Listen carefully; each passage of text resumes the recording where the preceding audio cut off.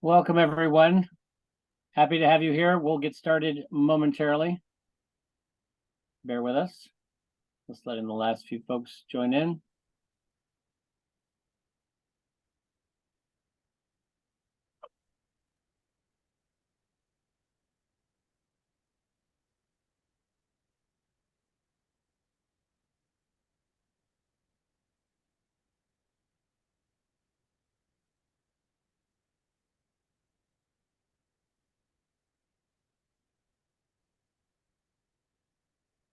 I want to welcome everyone to our Building Resilient Schools webinar. We will start momentarily. I'm just waiting for the last groupings to come in at the top of the hour, but thank you for being here. In the meantime, please feel free to introduce yourselves in chat and share where you're coming from, what schools you're at, etc. As we hope to make this as interactive as possible as well. So looking forward to connecting with you all. We'll start in a minute.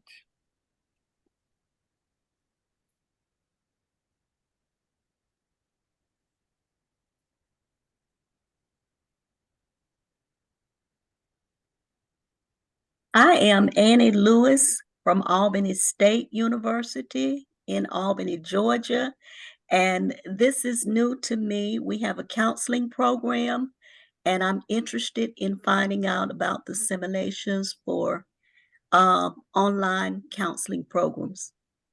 Welcome. Thank you. Delighted to have you.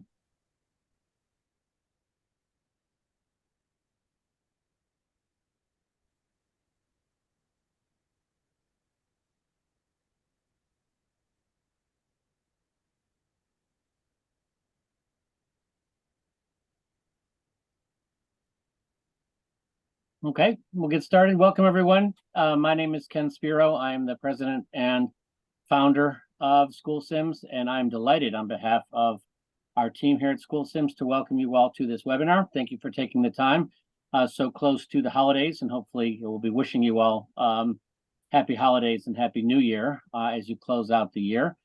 Please feel free again to add in chat who you are, where you're coming from, what schools you're associated with, as again we hope to have this be as interactive as possible, both obviously with the presenters, but also amongst yourselves.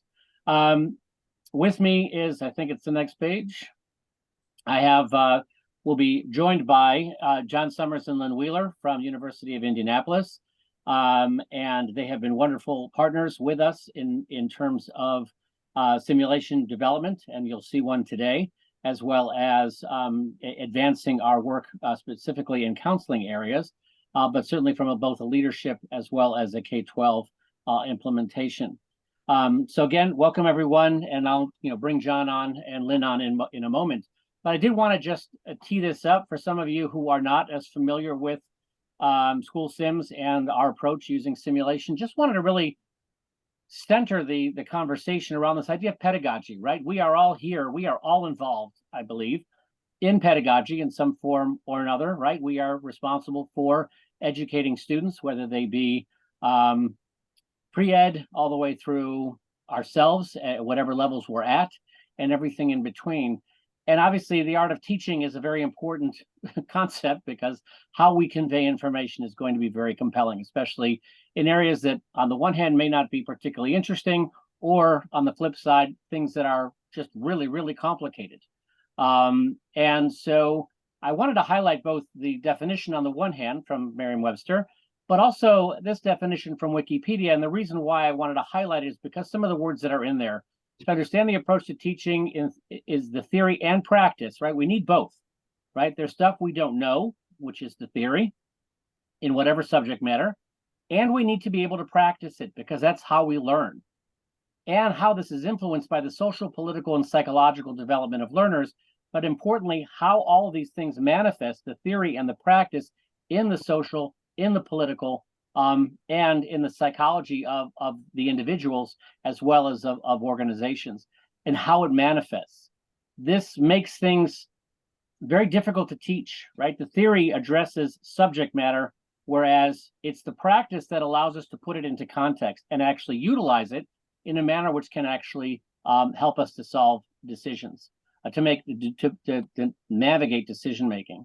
So we're going to present to you today, on the one hand, the pedagogy of theory and practice. We're going to talk about a subject matter and how you blend it with experience, with the practice component, because that in and of itself is an important element of pedagogy.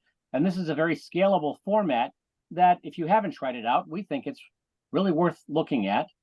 And at the same time, also get into the pedagogy of simulation. So as you're doing simulation, there's a way to deliver it. Obviously, there's a variety. We'll get to one of them today, but really so you get a sense of that as well. So as you process the information, and we're going to deal with a very important topic, the issue of absenteeism and resilience in our schools, but we'll get into a little bit more depth. But one of the things that's really important about absenteeism, as with many other challenges, is it's not just about that, right? Because that's a problem that's happening, and we have to deal with the issues and consequences of absenteeism, but it's also, well, they're kids who have been in school, and they're still there, and they've got all their issues, and the school and all the other issues that are going on, all of these things are happening at the same time. And so as educators, as teachers, or as administrators, we not only need to walk and chew gum at the same time, but then there's 6 or 8 other things that we have to be doing at the same time. And that's the stuff you really can't teach. That's the stuff we only get better at through experience. Next slide, Danielle. And really, as we know from other industries, that simulation approximates experience. It is through simulation that we can contextualize. We can allow for authentic, deliberate practice. And it works, right? You wouldn't put a pilot in a plane. You wouldn't put a doctor or nurse in a patient suite without hours of simulation. We believe the same thing applies in education for teachers and administrators. And this is an opportunity to do it in a scalable way. The next slide.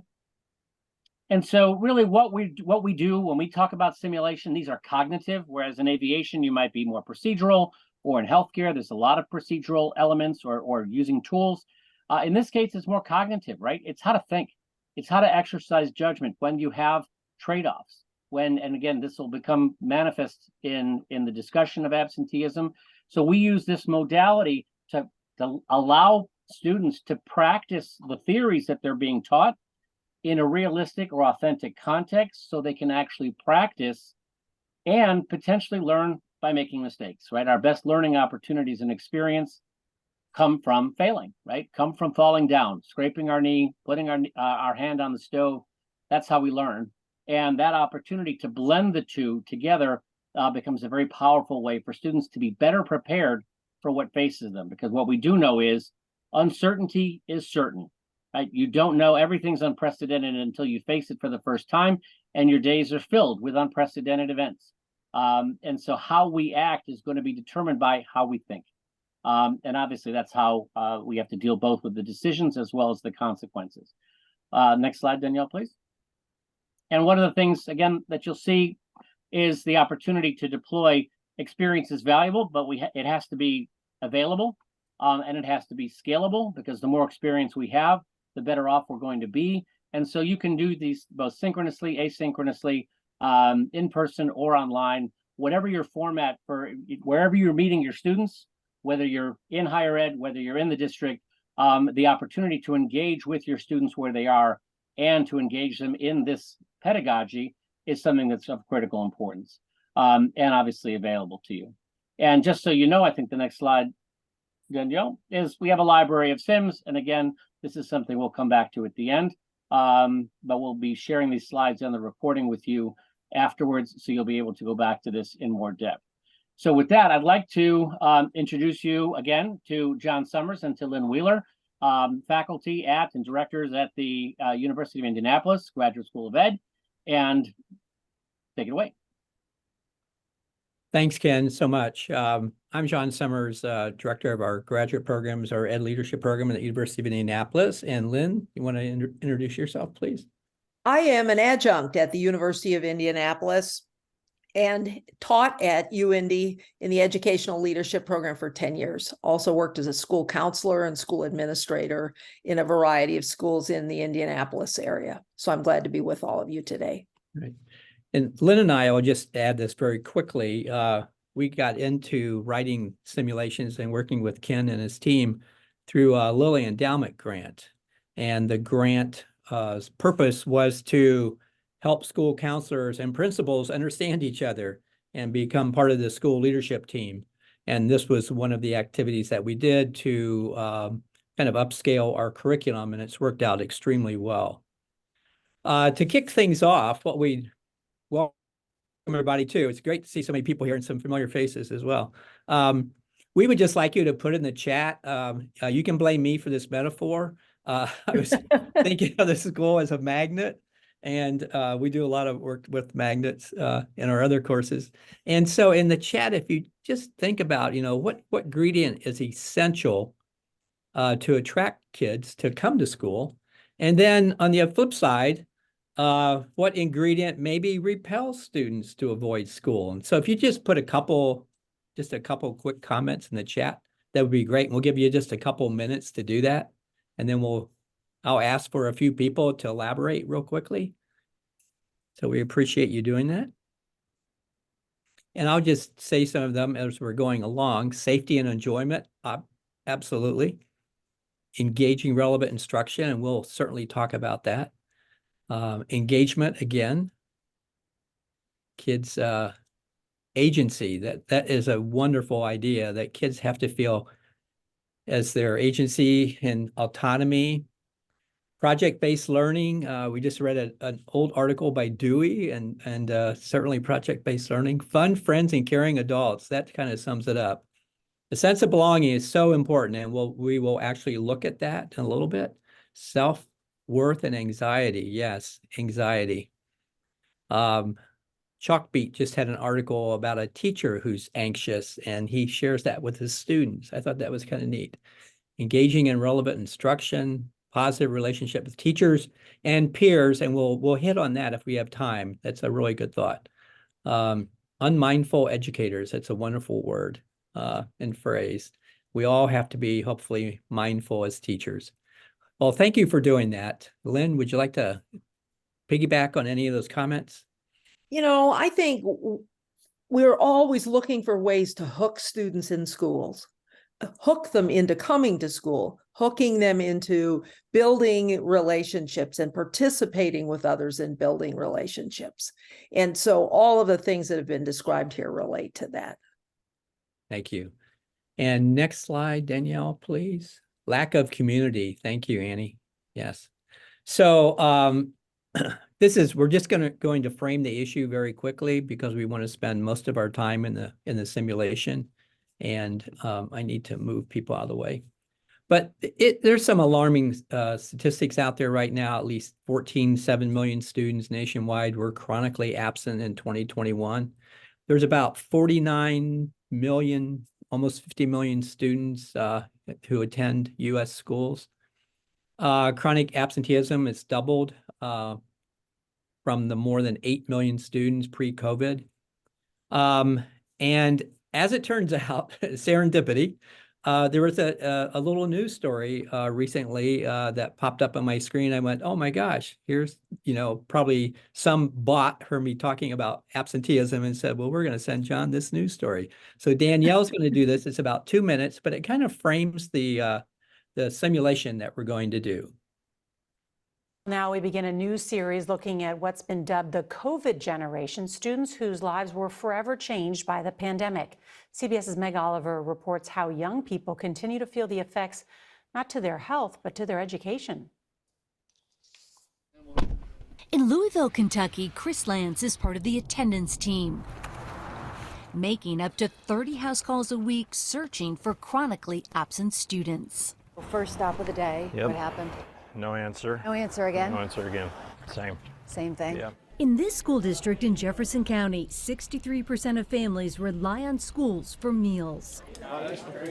Chronic absenteeism, defined as at least 10 absences within the school year, has always been an issue here. But since the pandemic, 38% more students are missing weeks, sometimes months of school.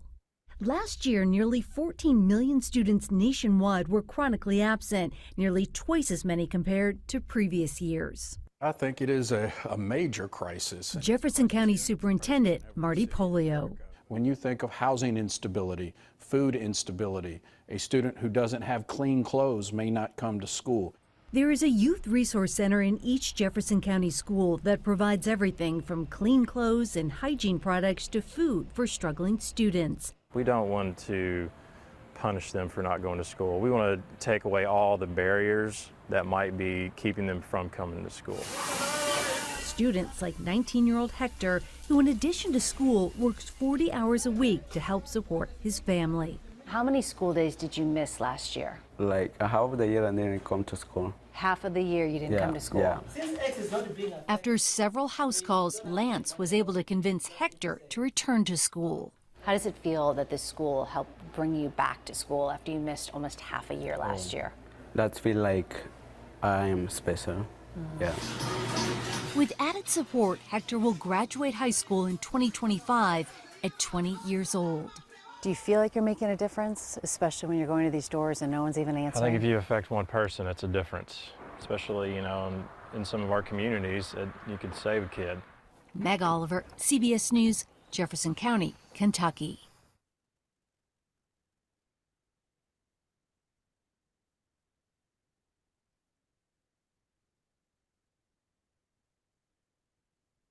Great, thanks. Thanks, Aaron, for mentioning that. You must be familiar with the youth resource. And you're welcome to say something.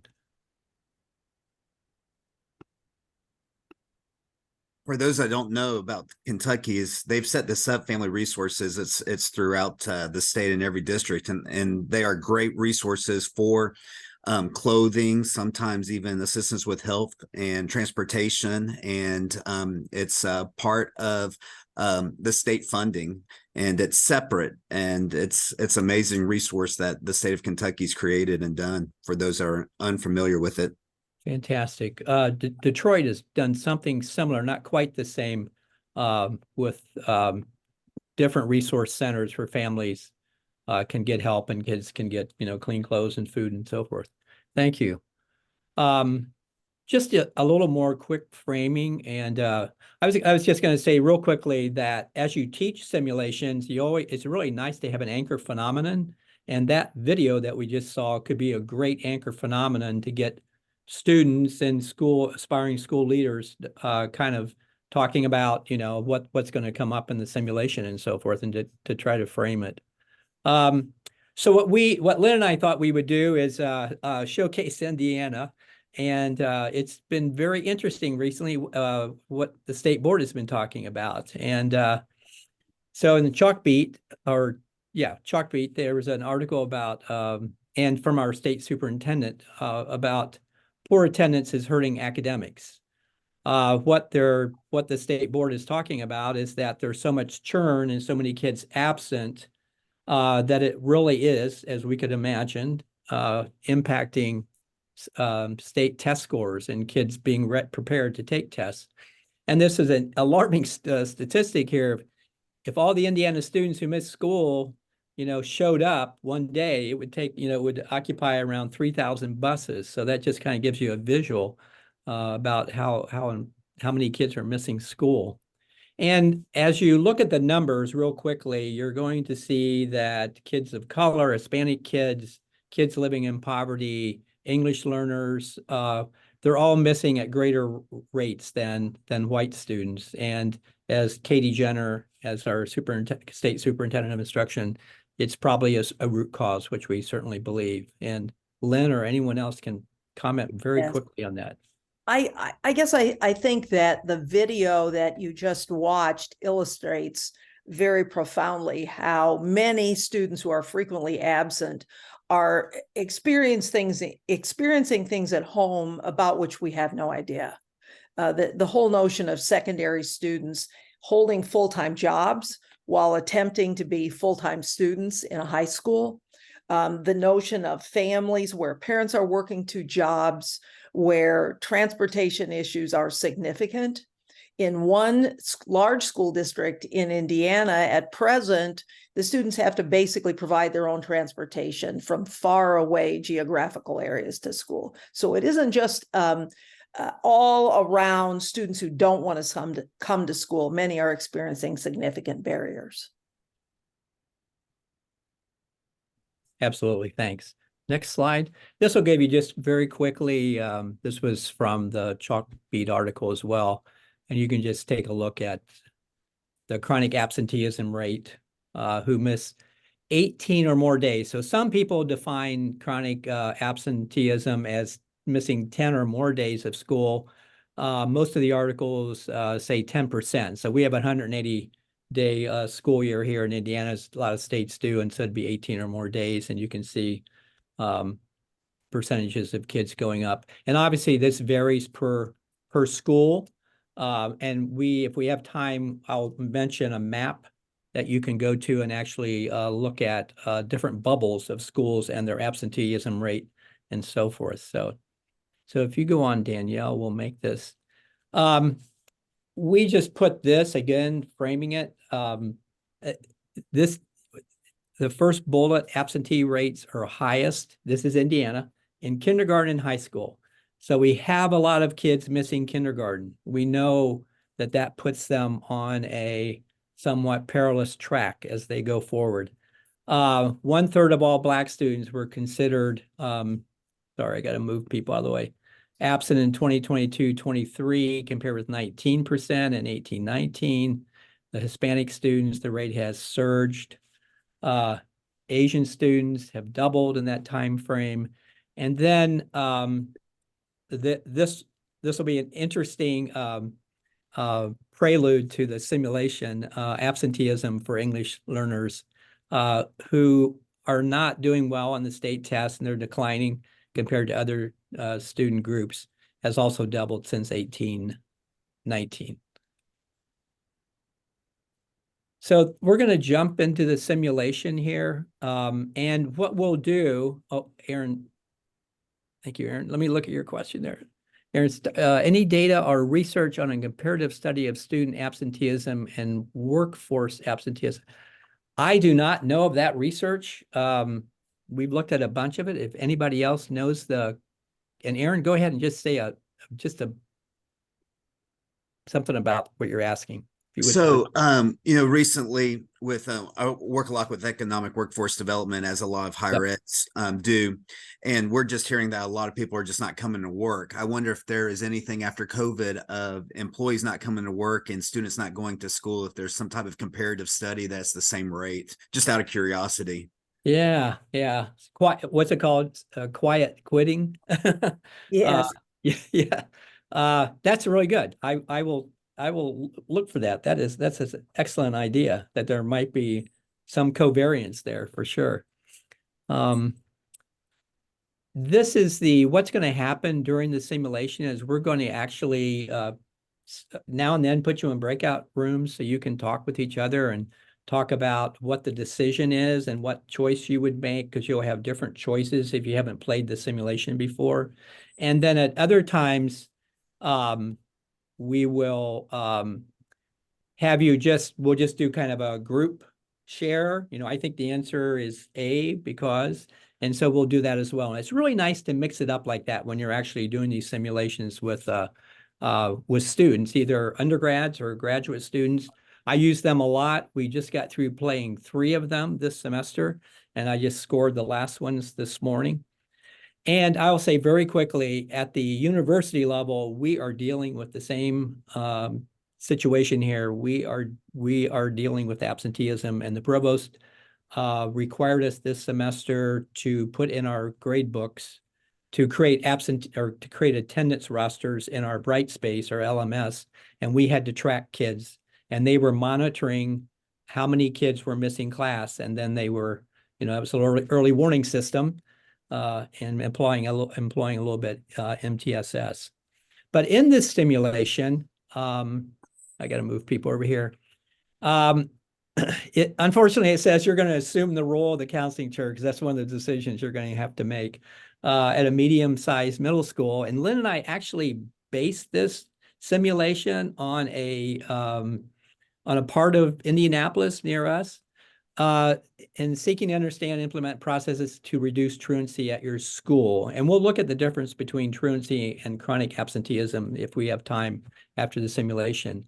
But you'll consider various impacts resulting from absenteeism, And it's a really nice resource to understand the complexity of absenteeism and the trade-offs. And then how would we set up some networks from the improvement science? How could we set up comparable networks where each of us could do different strategies and figure out which ones work best and so forth? So if that gives you a very quick insight into simulation, we can, I'm going to look at the chat room just a second. Yes, mental health is a huge factor in K-12 schools as well as universities today. So here are some of the folks you're going to see. Adam Peterson is the assistant principal, and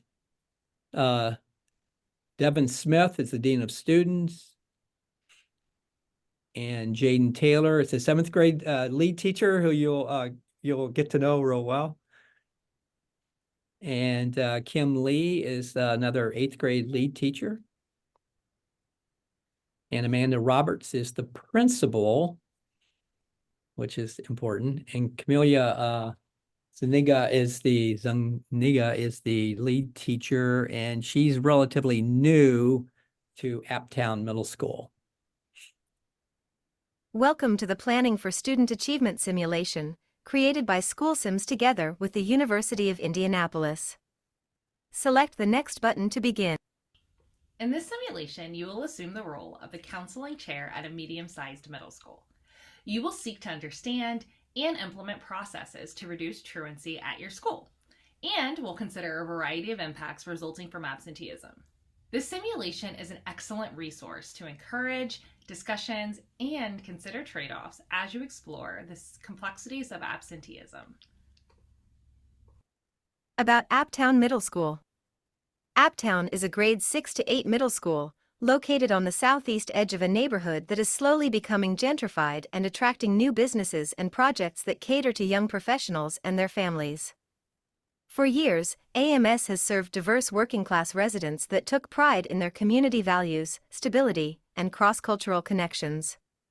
As societal change, signified by refurbished houses, microbreweries, and coffee cafes, has slowly but steadily pushed its way into the neighborhood, the traditional community is feeling a loss of community spirit and connection. The changing environment. AMS has witnessed increasing student unrest and external pressure to adopt what is referred to as a modern curriculum. Teachers have noticed cultural divides developing amongst students and have heard talk from new students about the need to consider a more technology-rich curriculum. Although AMS has been rated as a C school on the state performance system, it still prides itself on providing a solid curriculum of reading, writing, and arithmetic. Absenteeism, a growing problem. Over the last 2 years, the administration has been concerned about an increasing absenteeism rate among its more traditional students who still comprise nearly 70% of the student body. Over that period, about 11% of students in the state were chronically absent. AMS is pushing around a 19% rate, which has resulted in more pressure on the school counselor, social worker, and teachers to contact parents. At faculty meetings, teachers are complaining about the need to reteach lessons, students falling behind in both academics and socialization, and keeping track of missing students. Even the school secretary, who monitors the parent line and records absent students, is voicing concern over the additional workload. She said recently to the principal, "When I compare the parent line reported absences to the teacher's list, more and more kids are just not showing up. Parents are not calling. What is going on?" Last-minute change of plans. About 20 minutes before meeting time, you receive a call from the secretary informing you that Principal Roberts has been summoned to a meeting with the superintendent and she has asked that you chair the meeting. Regular attendees include the dean of students, the assistant principal, grade team lead teachers, and you. Your role. You are the head of the counseling department at Uptown Middle School, a team of 3. You've been in this role for the past 2 years, and your 2 often overwhelmed associates have each been here for over 5 years. The principal is trying to determine what to do about and how to combat this rise in absenteeism. She has fired a warning shot that the regularly scheduled first-term review meeting, set for this coming Friday, will focus solely on this topic. Alarming trend. You welcome everyone and explain that Dr. Roberts is unable to attend, as she has been called to a meeting at district. You explain that you will guide this team through her agenda, which focuses on only one item, absenteeism. You inform them that as attendance data for the last year was reviewed and compared to this point, end of the first quarter, November, of this year, we are seeing an alarming rise in student absences. The rate is currently approaching 19%. This means that, on average, students are absent about 34 days over our 180-day school year. This is equivalent to almost 2 full months of instruction. Obviously, it's time to take stock and turn this ship around. The questions the principal would like us to address are: what is causing students to not attend school? What are our current interventions? What data are we tracking, and who's tracking it? You share your sense of urgency and explain that this team needs to quickly engage with this problem and begin turning this trend around. How will you direct the team at this point? Brainstorm potential immediate solutions. We need to begin turning this around immediately. Consider long-term solutions. Despite the need for quick results, we need a comprehensive solution that is sustainable. Set a deadline for gathering relevant data. We need to drill down into the numbers to discover patterns. Assign responsibility for recommending solutions. Ask an individual or group to take responsibility for identifying next steps. Begin by focusing on the chronically absent. Start with low-hanging fruit and get a quick win. This will buy you time to develop an expanded solution. Great. So there was a lot of context there to kind of get your head around. But so at this point, what we're going to do is just not go into breakout rooms, and we're just going to do this as the full room. And so as you look at these different choices, think about if you were directing the team at this point, would you pick A, choice 1, choice 2, choice 3, choice 4, choice 5, and go ahead and exercise your vote. And then we'll ask for some comment. And just know that I do a lot of cold calls, and so I'll just say, Dr. Bob Jarvis, what do you think? And has everybody voted? Looks like it, yes. Okay. Yes. So it looks like choice 5 is the choice that people like, choice 4 and choice 3. Okay. So anybody that picked choice 3, just make a quick comment, if you would, please. If you're willing. We don't want to throw anybody, who doesn't want to speak up.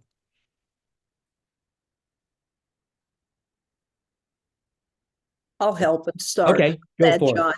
I've played this before where I started with choice 5, which was the most interesting possibility among our group today. This time I did choice 3 just because I felt like I still need more data and disaggregated data about what's really going on here. We've just kind of scratched the surface.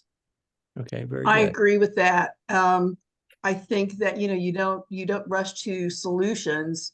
You take a look at what's going on, what the root cause is, and you can get at the root cause sometimes by taking a look at the relevant data, maybe data that you haven't considered before.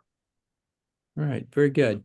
And just so you know, when the sims are written, Chad does all the magic behind the curtain, that each of these choices has a different pathway, depending on which choice you make. So let's just go with 5.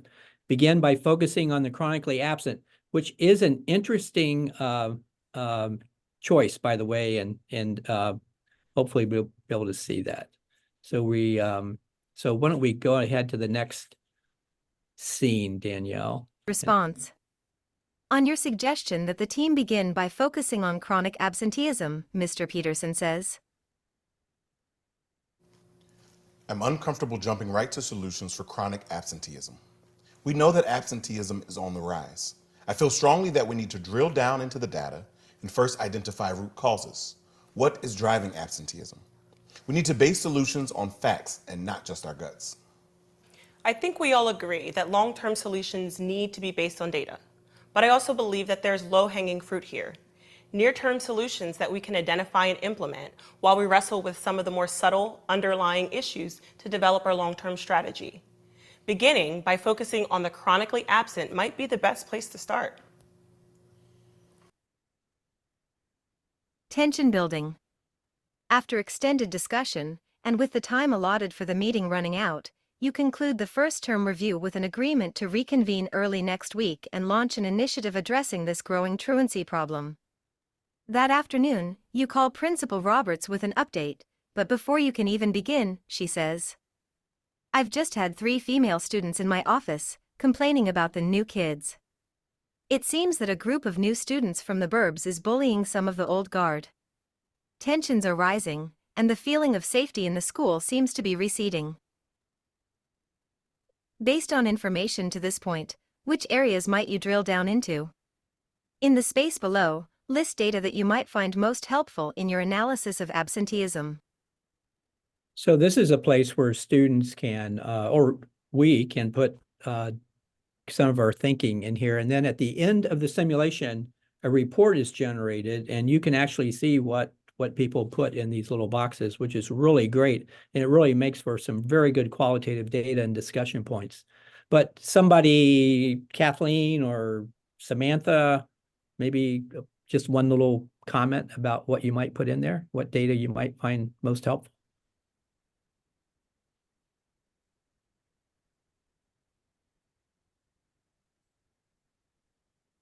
Or Anna Marie's bot's going to start talking here in a minute. Anybody, Pat? Who is Go ahead. absent? Go for it. Go for it. Who is absent? Who is absent? Yeah, and why is that important? Well, I think that's important to see if there are trends within certain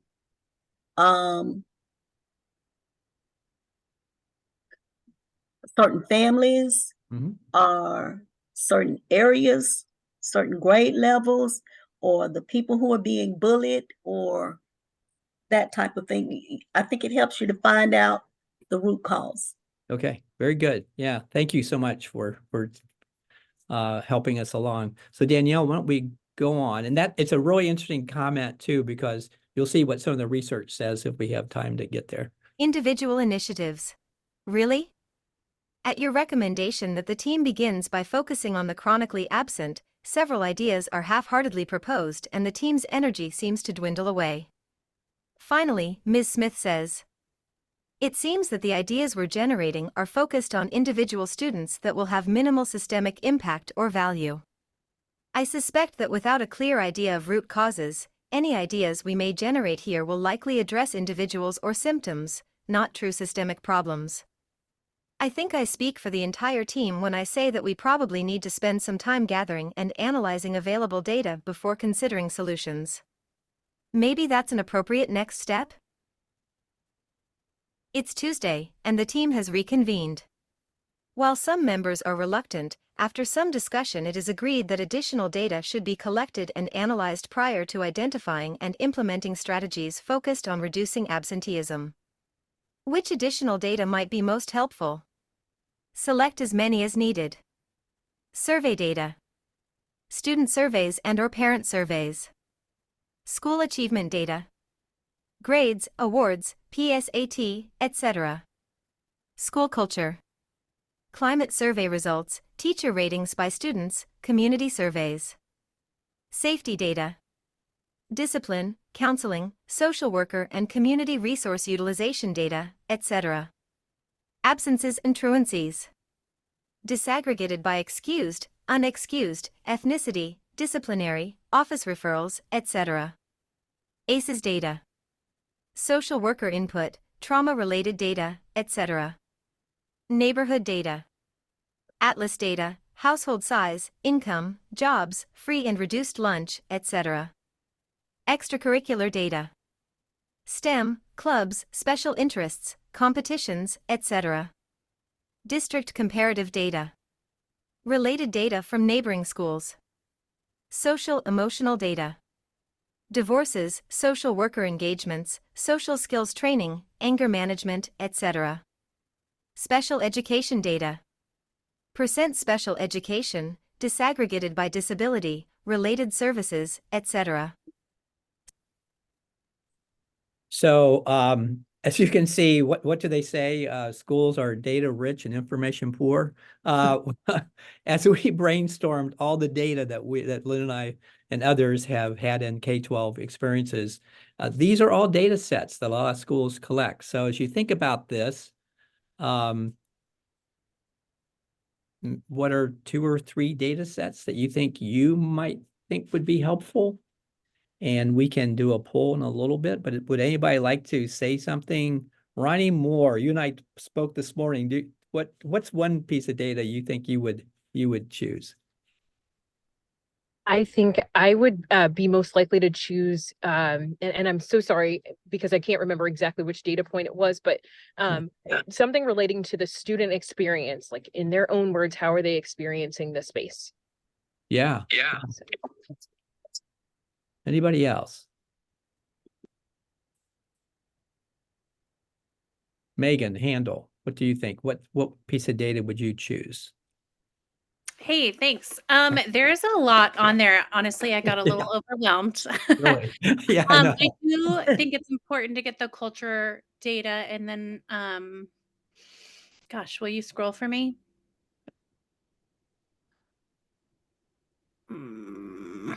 I always want to look at special education and ethnicity data, I think would be important considering the school is going through the gentrification process. Like, are people feeling alienated that way too? Is my staff biased? Is there something I need to look into there? Scroll up again. Sorry, in my head, there were like 20 and I was like, oh, this is so much data rich. I also want to look at achievement data. Are my kids that are achieving really, really well still chronically absent? That would be really interesting to find out. Yeah, thank you so much. Absolutely. And somebody in the chat put, any data that would show social emotional status and conditions and so forth. So the ACEs data, I'm not saying check it, but the ACEs data could certainly show some of that. Oh, check it. Yeah, that's right. Go ahead and check it. And that's great. So let's go with that. And thank you. Go right. Let's see what happens. Some right data culture. Your decision to gather school cultural information provides insights into the changing perceptions of your school's climate. Your review of the most recent school climate survey indicates a large decline in sense of community, and teacher ratings dropped by almost 10% over last year. Parental surveys suggest that satisfaction and involvement have declined significantly over the past 2 years. You're pleased that the team agreed to start small. This will allow further rounds of data collection and analysis if necessary, but gets the ball rolling and launches the initiative within your area of control. It seems we may have opened Pandora's box and probably prematurely involved community resources in any potential initiatives that may come from this initial research. We're going to have to be extremely careful of the way we now approach certain aspects of absenteeism, as parents and community resources are going to weigh in. At this stage, we've probably introduced confusion, frustration, and difficulty in maintaining control into the equation. Well, I, for one, welcome their involvement and perspectives. Yes, there will probably be moments of tension and disagreements, but aren't those positive elements of any creative process?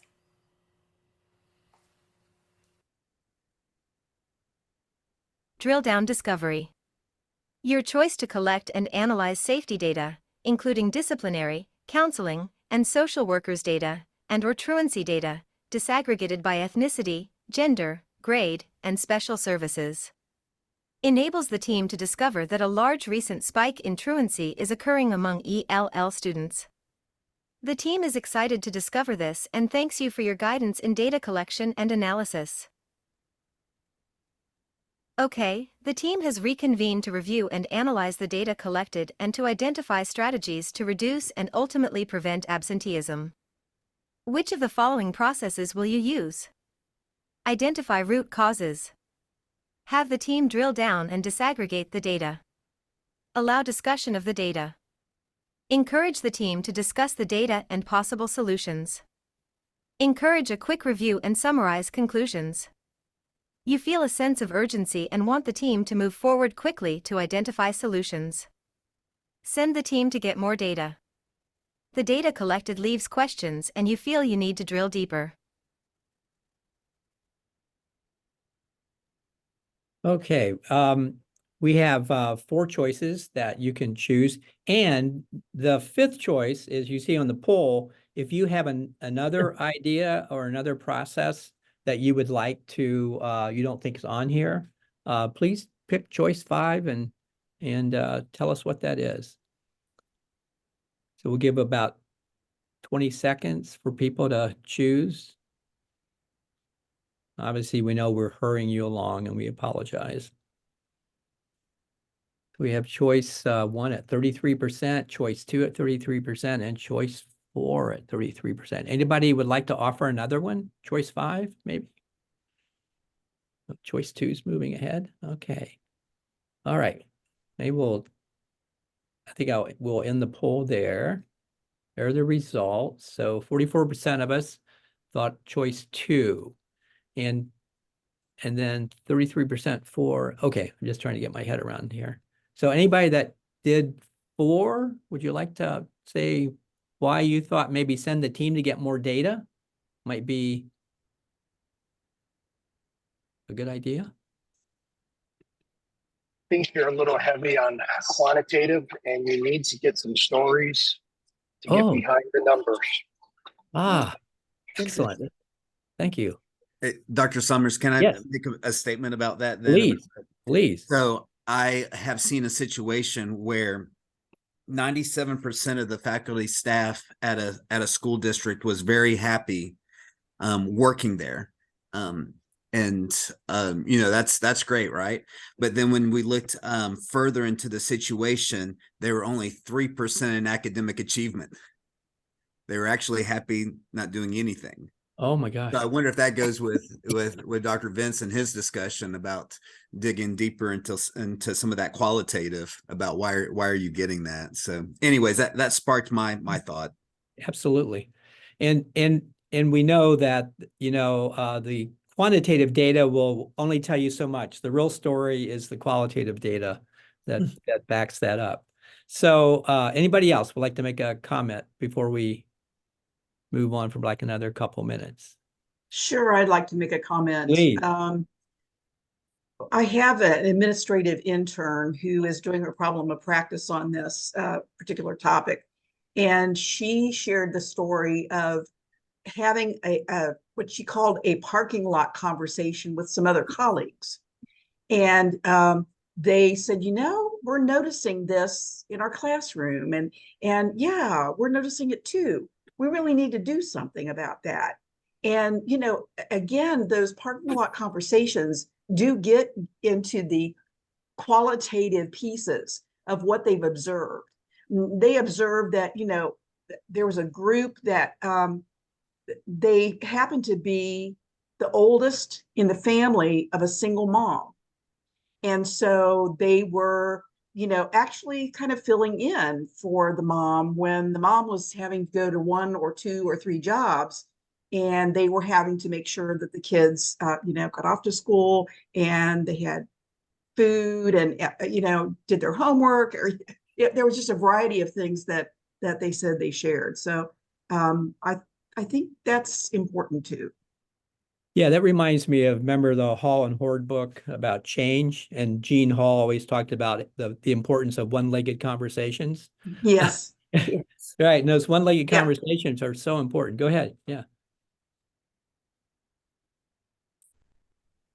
Oh, Vince, I thought you were going to say something, sorry. With the data. Oh, I actually was going to say something. Excuse my camera being off. I have my daughter here. Oh, please.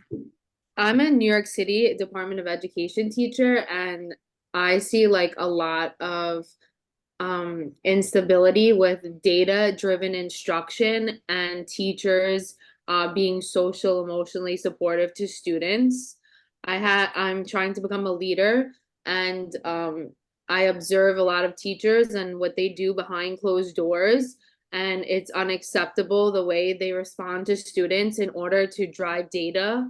And I feel like that's a component, like especially the Department of Education is missing.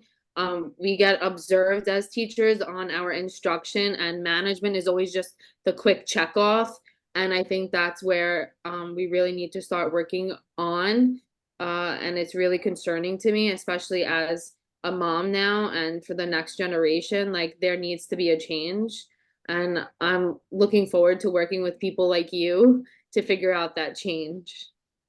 It's a really nice comment. And that kind of makes me remember we say children are not data points, they're children.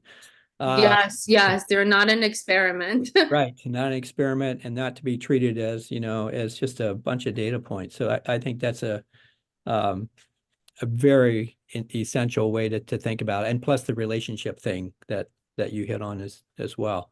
And I don't know if we have time, Ken, to keep going, or, and well, might as well just see the video, and then what comes right after that.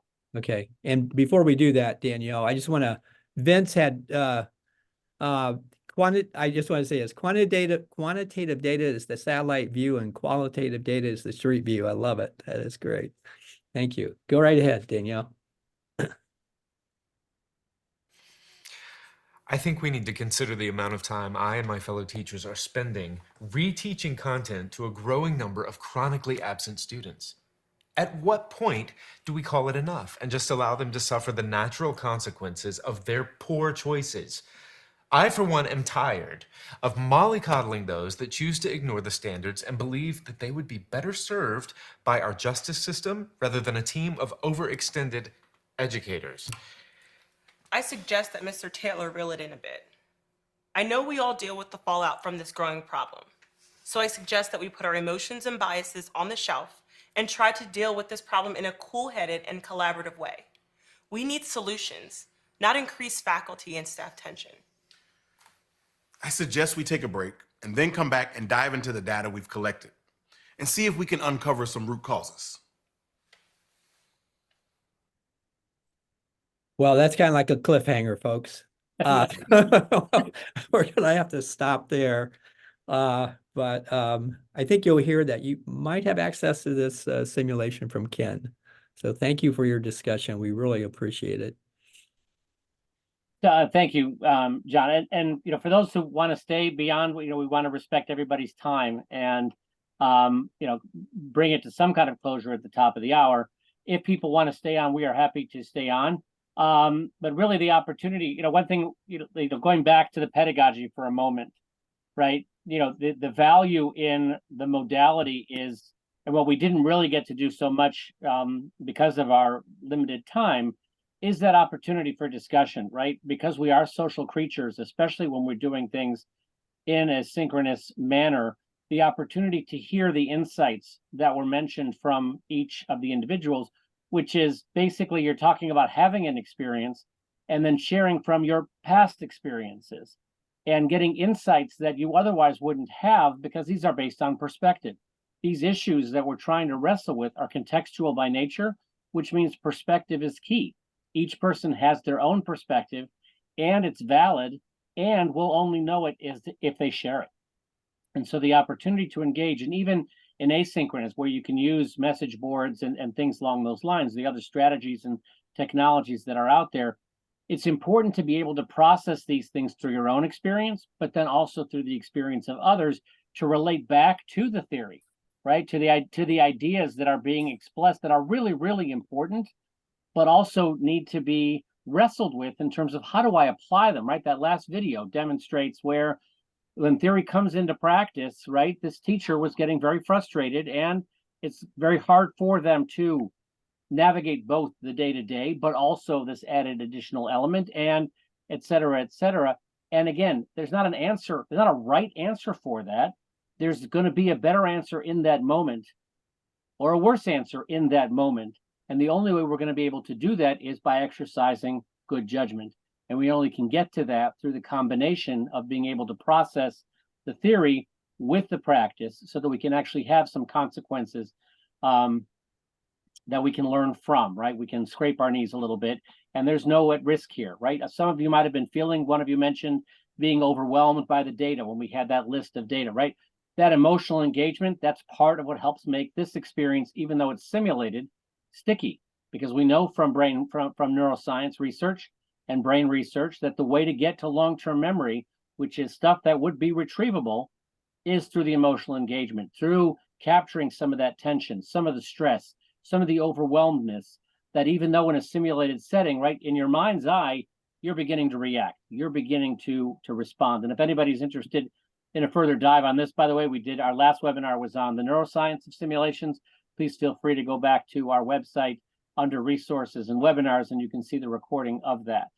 But one last thing, just so you know, in terms of the simulation itself, the one thing that's important that we didn't get to was, and John mentioned the report at the end, that is an opportunity for reflection. And so that does come at the end of the sim because we want you to live the life. That's why you saw there was no back button, because there's no mulligans. You make decisions, you deal with it. But one of the things that we like to offer, anybody on this, first of all, we will have a few minutes left for questions, so by all means. But also, if you're interested in learning more, please feel free to use the QR code, reach out. We're happy to do demos, happy to talk about your particular curricula and programs and how this might fit. Obviously, there's opportunities for new sims because that's how the library continues to grow. And happy to talk to you about all of those elements. But really interested in your thoughts, comments. Obviously, the absenteeism is a critically important subject that needs to be attended to, that is going to be with us for a while. And how do we help stem it? How do we help navigate it because of the trade-offs that exist?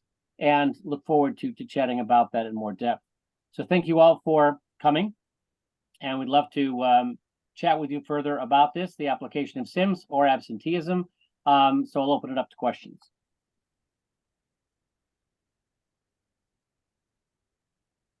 I actually have a quick question. Are there school, I'm an elementary school teacher from K to 5. Are there school sims for elementary school students? And are there any that are based on social emotional awareness?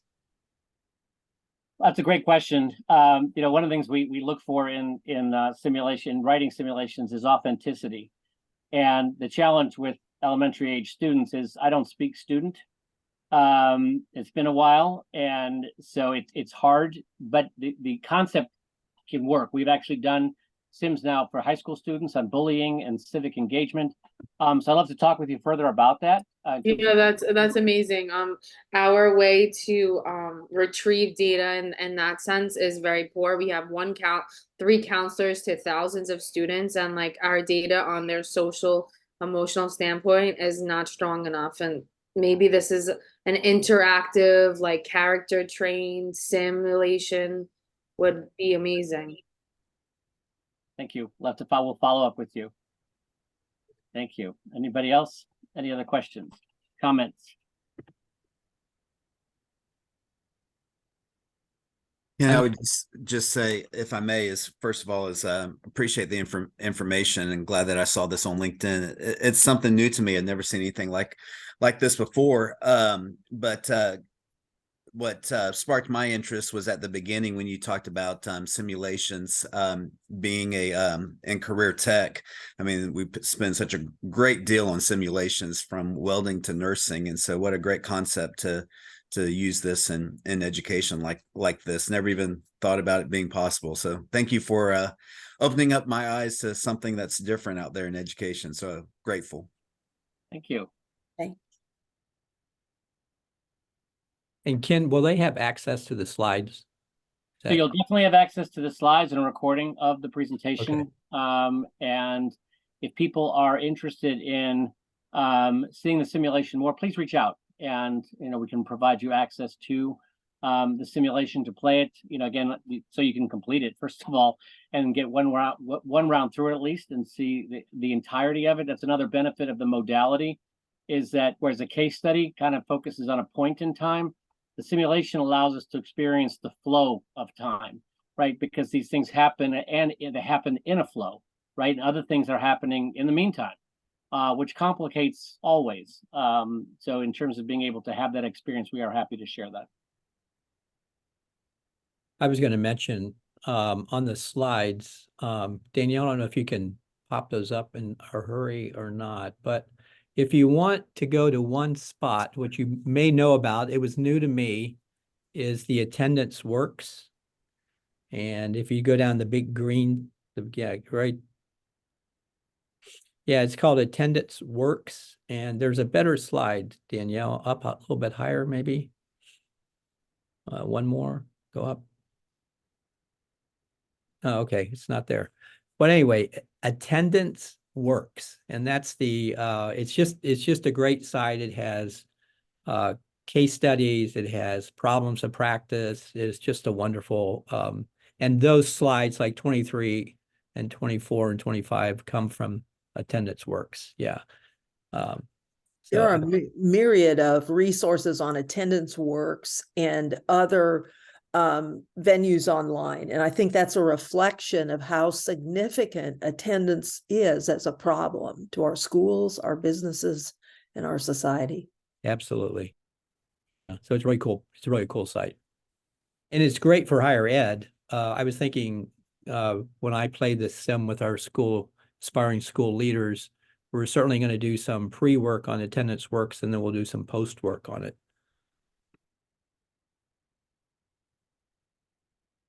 Thank you, Danielle. And Danielle, if you could actually flip through the slides so that in the recording people will see, because there's a lot of really good content there. So it might be worth just flipping through those slides so people see them, and they can, flip through it as in the recording. Thank you. Any other questions, thoughts? Yeah, I'll just throw one thing. If you take a look at this slide, classroom and peer effects, this is the study that showed that if you have kids being absent in the fall, other kids go, oh, I'll be absent in the spring. And so there's a direct kind of correlation, I guess, between who misses class in the fall and then also causing more absenteeism in the spring. And the other thing that Attendance Works talked about and other people, September is the most important month of the school year, because if you can get more kids to attend in September, the amount of absenteeism that you'll experience throughout the school year will go down by 2 to 4 to 16 times.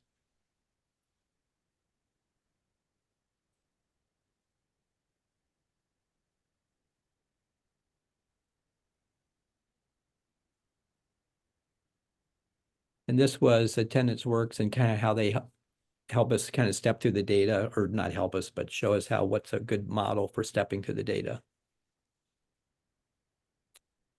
And this is the 4 conditions that they believe should be in any school that will help the school become a place where kids want to attend. And then they go to the MTSS model, the mental health triangle, and they actually give insights into each particular tier and about what to do.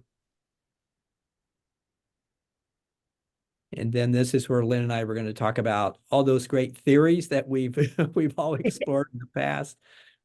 I always go back to Maslow's hierarchy, but if you just there's so many others like Joyce Epstein's, parents, family, and community connections, and Dreiker's, and Bloom, even mastery learning and so forth. So there's just a whole lot of things that we can call on to make attendance the number one thing rather than absenteeism.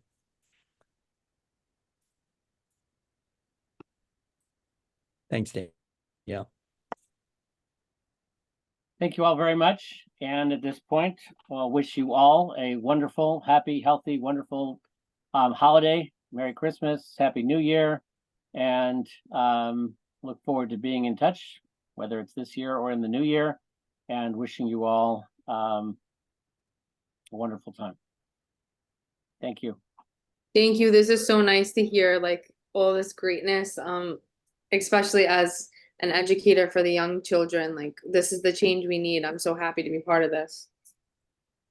Thank you. And thank you very much, John and Lynn. That was great. You're welcome.